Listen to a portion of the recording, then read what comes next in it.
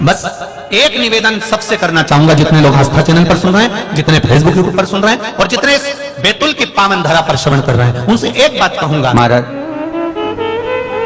कि जब कोई एकदम रोग आ जाए और डॉक्टर एकदम बोल दे कि ये रोग भारी आ गया है और इसकी जांचें जाएंगी और फिर ये कुछ भी हो सकता है, तो क्या करा जाता था कि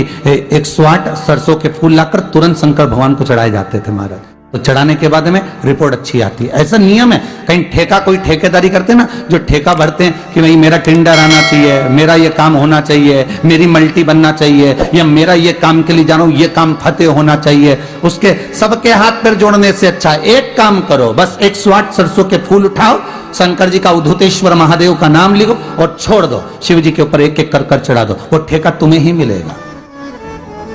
वो काम तुम्हारे पास ही आएगा। सरसों का पुष्प समर्पित किया, भगवान शिव आनंद की राशि है हमारे। बसंत पंचमी का दिन महाराज, सरस्वती का दिन, जिस दिन जो बच्चा पढ़ने में कमजोर होता है उसके हाथ से बसंत पंचमी के दिन सरसों के 31 फूल शंकर जी को चढ़ा दिए जाते हैं, तो बच्चा पढ़ने में अव्वल निकल जाता है। उसके बच्चे को कभी नहीं कह सकते कि पढ़ने बैठ, वो खुद बैठेगा। केवल आज बसंत पंचमी का दिन, एक ही दिन चढ़ता है, और बाकी के सरसों के फूल आपको मालूम है कि रोग मुक्ति के लिए तो होते ही हैं। ये तो आपको पहले भी वर्णन किया। जॉब अब छूट गई, 2 साल हो गए, 3 साल हो गए, सर्विस नहीं लग रही हो, बहुत प्रयास कर लिया हो, बहुत प्रयास, तो महाराज काली तिल्ली को पीसकर जल के पात्र में डालकर अपने घर के मटका परिंडा पितरों का जो स्थान होता है, जलाशय होता है, उसके पास में एक पात्र में रख दीजिए। बेलपत्री या बट का पेड़ या पीपल का पेड़, इस वृक्ष के नीचे एक रात्रि तक रखे रहने के बाद में दूसरे दिन अपनी कामना कर जिनका जॉब नहीं लग रहा, सर्विस नहीं लग रही, नौकरी नहीं लग रही, या कहीं उलझने उत्पन्न हो रही है, उस व्यक्ति को हाथ में ले जाकर उस पात्र का जल, 3 वृक्ष पितरों के तुल्य हैं। कल की कथा में कहा था, पहला बेलपत्री का, दूसरा पीपल का, तीसरा बट का,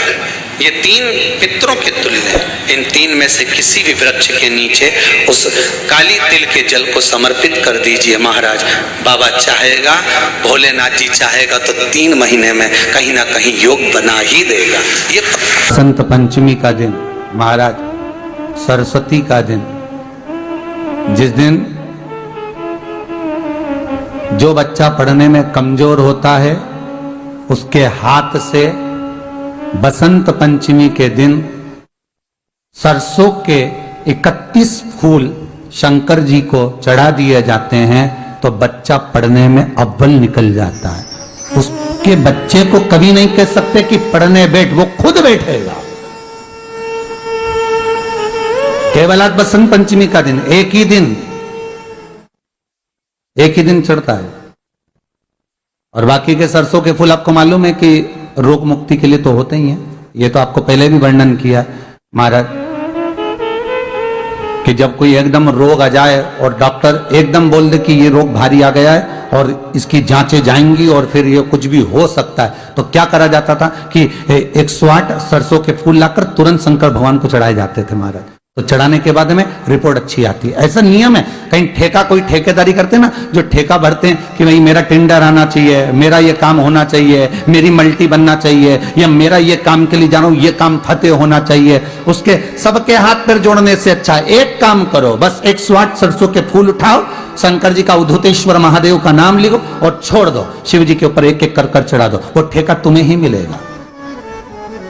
वो काम तुम्हारे पास ही आएगा।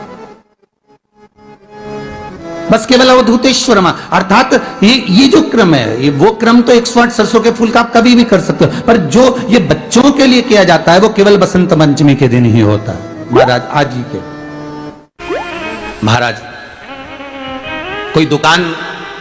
आप डाल रहे हो, नया व्यापार चालू कर रहे हो और लग रहा है कि चलेगा कि ना चलेगा। पहले भी मैंने 2-4 दुकान डालकर देख ली, नहीं चली, अब नया डाल रहा हूं, कर्जा कर डाल रहा हूं, पैसे लाकर डाल रहा हूं, चलेगा नहीं चलेगा। तो उसके लिए सबसे पहला काम करो, कम से कम दुकान खोलने के 7 दिन पहले आम के पत्ते की बंदरवाल बांध दो। दुकान का मुहूर्त होने के 7 दिन पहले आम के पत्ते की बंदरवाल बांधो, और कहीं आम के पत्ते की भस्म मिल जाए, वही भस्म जो आम के पत्ते 21 उठाए सूखे वाले, अलग से तोड़ के मत सुखाना, जो पत्ते नीचे गिरे हों उसको उठाकर सुखाकर, सूखा हुआ जो पत्ता हो उसको जलाकर उसकी भस्म बनाकर उसमें थोड़ा सा चंदन मिलाकर, और उसी से सम्मुख में जहां 7 दिन पहले तुमने बंदरवाल बांधी है, दुकान खोलने वाले दिन उसी आम के पल्लव की भस्म जो शिव पर चढ़ी थी उसी में चंदन मिला हुआ वो एक स्वस्तिक का वर्णन पहली वाली कथा में करा कि स्वस्तिक सबसे पहले कहां बना था और कैसे बना था। वो गणेश जी का मस्तक कटा, उसका जो धड़ बचा था उससे स्वस्तिक का निर्माण, ये आपको पहले सुना चुके हैं। जिनने नहीं सुना हो तो इससे पहले वाली कथा सुन लेना, उसमें बता दिया है। स्वस्तिक का निर्माण कर दो, फिर आप अंदर कोई पूजन करो ना करो, आपने कोई अनुष्ठान करा ना करा, यज्ञ पूजन करी ना करी,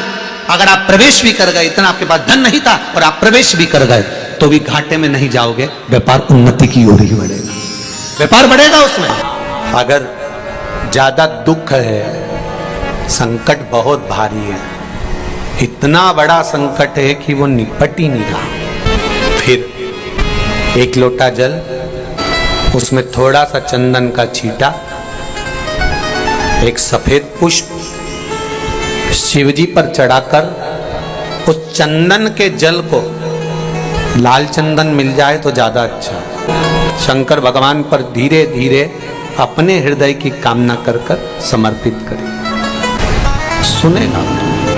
कभी कभी अगर तुमको लगे कि मेरे जीवन में बहुत बीमारियों ने मुझे घेर रखा है तो प्रयास करा करो कि बेलपत्र,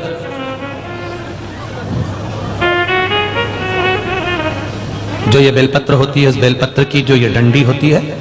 इस बेलपत्र को अशोक सुंदरी वाली जो जगह होती है वहां पर इसका चढ़ाकर, डंडी का जो भाग है वो शिवलिंग की ओर हो जाता है,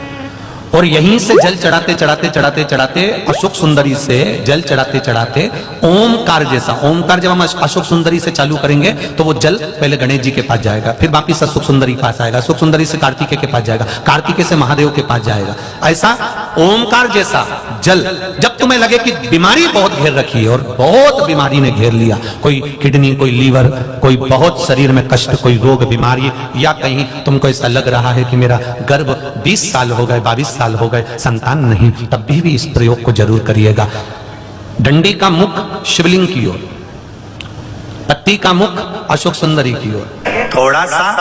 काला तिल लेकर जाइए, शिव जी को जल चढ़ाकर जल झेल लीजिए, थोड़ी सी काली तिल चढ़ाकर उसको वापस उठाकर लेकर आ जाए। वो काली तिल का 2 दाना बाबा से औषधि समझकर लेकर आना, बाबा इसको औषधि कर देते, 2 दाना काली तिल, 2 दाने से ज्यादा नहीं, सुबह मुख में रखकर इसको चबा लो, खा लो, 2 दाना। और रोज जल चढ़ाने तो जाते ही हो, थोड़ा सा जल चढ़ाकर वापिस लोटे में या अंजलि में लेकर आचमन कर कर हर हर महादेव कहकर, कुंदकेश्वर महादेव का नाम लेकर